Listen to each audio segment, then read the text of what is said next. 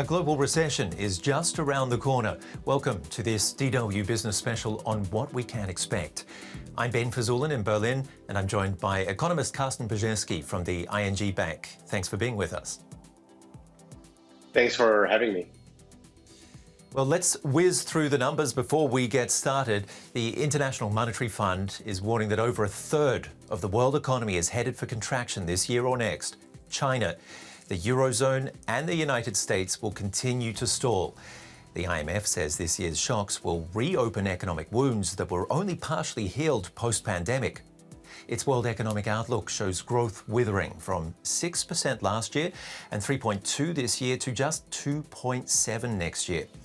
One factor is that central banks are hiking interest rates to ease inflation. That's taking the heat out of domestic demand.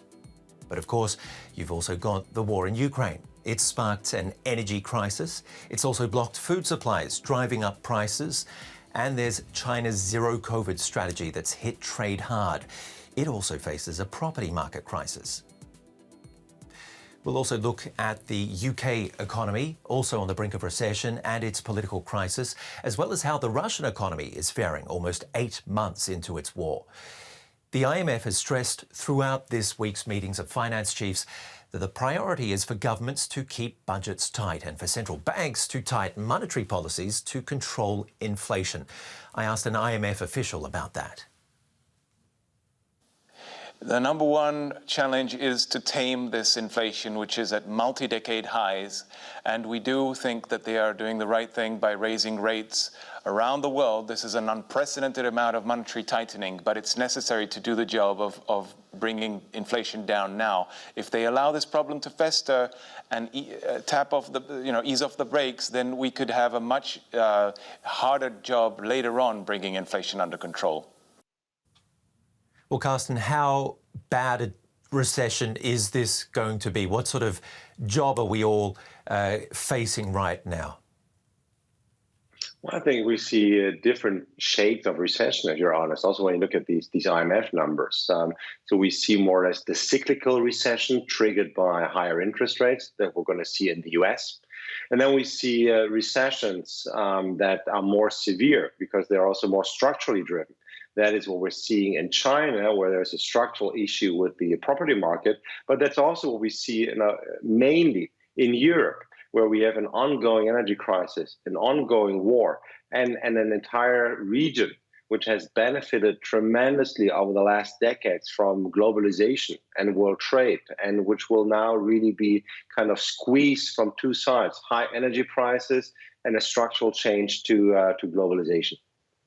We had it easy for a long time with interest rates historically low and for such a long time. Interest rates are set to go up even further, though, and stay up there for quite some time. How much suffering will that create? Well, a lot of suffering, and we already see this, that every change comes with suffering. Every adjustment comes with suffering. That's what we're currently seeing in financial markets to start with. And there is ongoing turmoil in equity markets, in bond markets, because markets have to adjust to this new reality of lower growth, higher inflation, and higher interest rates. But also we citizens will notice it. Higher interest rates means that it will be much less affordable to buy a house. It also means taking up credits, taking up a loan will become much more expensive. So we will see that these higher interest rates, even though we have an inflation which is mainly driven by energy prices, we are now seeing central banks trying to slow down the demand side, slowing down consumption, slowing down investment, and that's going to be painful. But those higher interest rates are going to stifle demand. So at some stage, we're going to be faced with this problematic of trying to get demand back up there as well. Indeed, and that is, of course, also the contradictory thing that we see in Western economies from Western governments right now, how they try to tackle inflation or higher energy prices. Because here we see that governments have started to support the demand side of the economy. They have started to support households' disposable incomes. There are subsidies given. There will be support for companies. So this is actually where the government enters the picture. It will not help bringing down inflation, but it's at least stabilizing the demand side. The other thing, of course, that could happen is that central banks at some point in time notice that they actually were too aggressive and that they actually got carried away in their task to bring down inflation, so that we will see interest rates being cut again. And I personally think that we will see the US, the Fed, cutting interest rates in the second half of next year already. Okay, but not this year, because the jobs market there is looking very strong. And I mean, the more jobs going around, the higher wages could be pushed up and the higher inflation goes.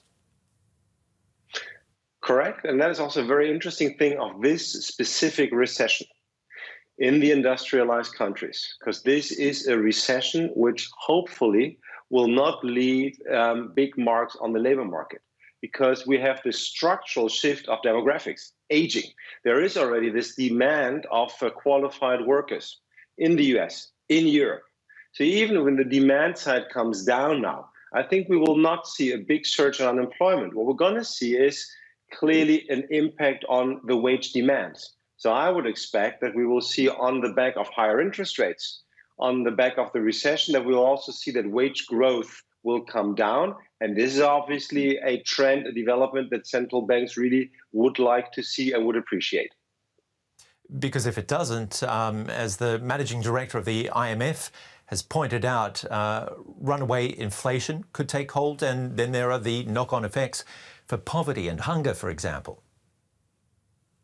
I want to be clear. The reason we are endorsing a strong focus on inflation is because inflation has been quite stubborn, and the risk of inflation expectations de-anchoring has become more visible. We cannot possibly allow inflation to become a runaway train. Bad for growth and bad for people. Bad especially for poor people. And we need stronger efforts to confront food insecurity. 345 million people are acutely food insecure.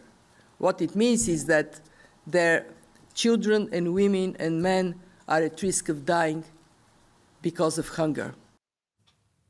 Well, parts of the world, Carsten, were already facing a hunger crisis. Has it just got worse? Of course it has, and she is fully right. So we have this high inflation, high energy prices, high food prices. These two are obviously related to each other. So what in some Western economies might only be a financial issue is in many other countries an issue of life and death. And that is only the price element. So don't forget, I think what is not, let's say, adequately in all these forecasts is the fact that we have this ongoing war in Ukraine. That the Ukraine is extremely important for food production. So I'm a bit afraid that we will not only see this price effect, but we will also see a food supply problem going into 2023. And this would make this poverty, the hunger issue, the famine issue, even more severe. To bring this back to the personal level for so many people around the world, not just those facing hunger and even worse. Carsten, you mentioned it before. The state has been bailing out the people rather than banks, a huge development when it comes to equity around the world and equality. Tell me, the state has only just spent an entire pandemic bailing out the people. Is it going to be able to continue that? Will it be able to afford that? That is a very good question. And when you look at financial markets in recent weeks, and particularly what happened in the UK, when the UK government announced a big fiscal stimulus package, and all of a sudden we saw bond yields going through the roof, as a reaction that financial markets seemed to doubt the fiscal sustainability of the British government, it shows us that there are limits to what governments can spend. I think to put it into perspective, in Europe, but also taking the US into account, the Western economies during the pandemic, they spent between 10 and 15% of their GDP to stimulate and support the economies during the pandemic. So we're currently seeing all countries individually trying to support households, trying to support businesses, and it amounts to something like 5 to 6% of GDP. Does this mean that there is still more room to do more? It could. It could also mean that there are limits to what governments can actually do in the current crisis if they don't want to be hit by much higher interest rates and by being punished by financial markets, as it means that investors would be withdrawing their money from these countries that spent too much to support their economies. Well, let's stay with the British government. You brought that up. The government's very new, but it went the way of spending up big and tax cuts that seem to be unfunded, according to analysts. That's what was causing the market turmoil and has now cost the job of the finance minister. Let's just listen in to the debate a little earlier in the week. We are seeing interest rates rising globally. They are rising globally in the face of Putin's appalling war in Ukraine. And what we're making sure is that we protect our economy at this very difficult time internationally. We will see higher growth and lower inflation. Lost in denial. No wonder investors have no confidence in her government. Who voted for this? Who voted for this? There's no point. There's no point. When will she stop ducking responsibility, do the right thing, and reverse her kamikaze budget, which is causing so much pain? Mr. Speaker, I think the last thing we need is a general election. Under fire in the House of Commons, British Prime Minister Liz Truss this week facing lawmakers for the first time since her tax-cutting mini-budget caused turmoil on the markets and sent the pound plunging. Carsten, let's bring you back in. Is this what happens to countries that get it wrong? Because so much of the world is moving in the same direction right now as far as governments and their relationship to central banks go. Is this what happens when they get it wrong? They get punished, do they? I think this is indeed what happens if they got it wrong. It also happens in the case of the UK, probably if you are no longer under the umbrella of a bigger continent. I think that might have also played a role here because the UK is really on its own. And I think what the biggest mistake here were the tax cuts. Now, the idea is actually not too bad. So what did the government do? The government tried to support the demand side, tried to support incomes and companies. I think we see other countries doing the same.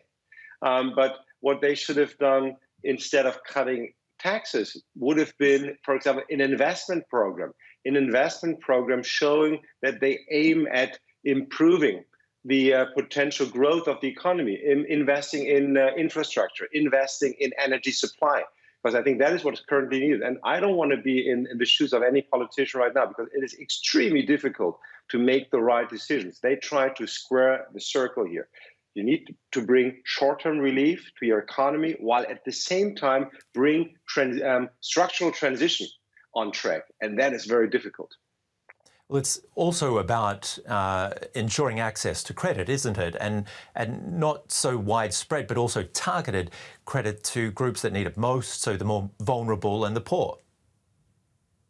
That is exactly what it is. But then we see that apparently governments are overwhelmed by the speed of this crisis, that sometimes technically, well, think of Germany, it is impossible to give more targeted stimulus because, I don't know, due to privacy reasons, due to the lack of digitalization. But of course, ideally, this fiscal support would be extremely tailor-made to the ones who need it the most, so the ones with low incomes, the companies that are at the brink of going bust, and then at the same time, target the supply side. Think about what does your economy need in the coming years? How do you change the energy supply? This requires time, patience, but also big investments. And we seem to be running out of time. Carsten, as a chief economist, how do you build strong fundamentals in a shock-prone world? But also, how do you do it overnight? You can't do it overnight because we have democracies and there is discussion, and discussion these days simply takes too long. I think the only thing that you can criticize here is that many governments somehow didn't see that coming, even though since February 24th, it was obvious that we're going to be heading into an energy crisis in Europe, that Europe is going to lose international competitiveness, and that governments should have reacted earlier than they did currently. And that energy crisis, thanks to Russia, it's very interesting to look at the numbers right now and see how Russia is seemingly faring better than expected, considering its war in Ukraine. Faring better, not faring well.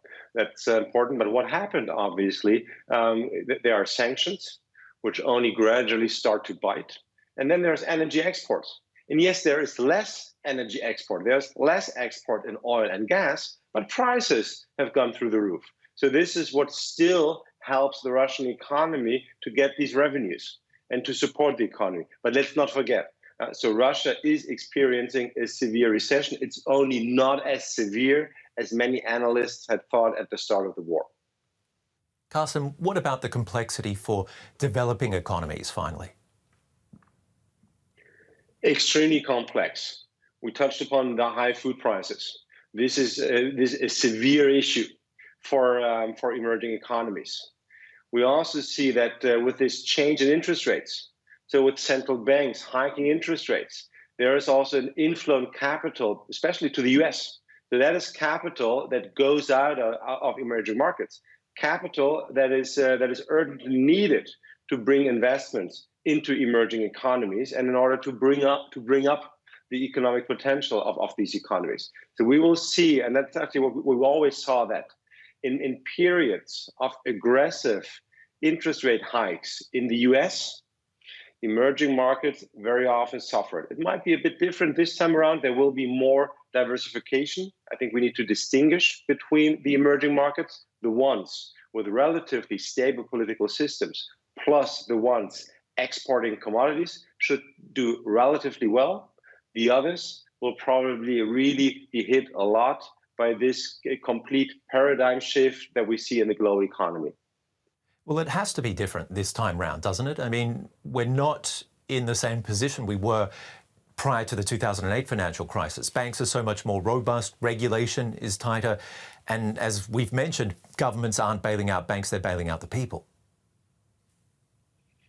Dan, I think if there is something that we all have learned over the last decade, it is, always be extremely cautious believing an economist telling you that this time is different. It might somehow be different, but that it is never really completely different.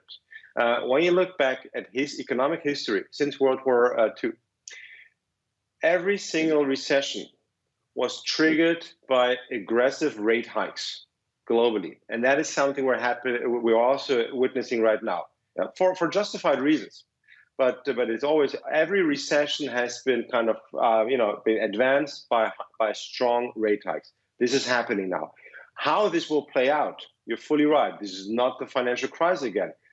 Financial system is much more stable than in the past. We learned our lessons, but there will always be ways through which this shift in policies, this shift in monetary policy will find its way into the global economy. And that is what we're currently seeing. That is what the IMF is predicting. The IMF is not predicting the end of the world. That's also very clear. The IMF is predicting a slowdown that will see recession, technical recession in many regions. But the IMF is also not predicting a kind of gloom and doom slowdown, which leads to mass unemployment in many countries. This is not what's going to happen.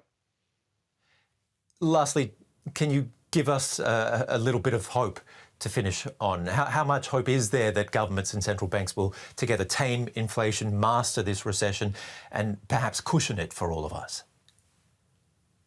Well, I think to take away hope as a starter, I think with these situations, there's always the risk of overshooting. So there is always the risk of making a policy mistake by hindsight. The hope is clearly that this change now in interest rates also means that there is, we had imbalances in the global economies. We had imbalances and excessive trends in parts of financial markets. So this should lead to some normalization. What it also means, if governments do it right, So if governments do not only cushion the short-term impact of the recession, but use this recession as a means and as a trigger to really get this energy transition going, which means longer-term structural change, then it could bring innovation, could bring new investment, could bring forward renewable energies. So this is the hope that I'm having, not in the short term, but at least in the medium term, that this is finally a crisis, and we heard this so often, that this is a crisis which will make the global economy better, unfortunately, only after a couple of years. Some hope there for the people and the planet from Carsten Brzezinski, Chief Economist, ING Germany. Thank you so much for your time and for joining us for this DW Business Special. And thank you for watching. There's plenty more from the business team on the DW News YouTube channel. Until next time, take care.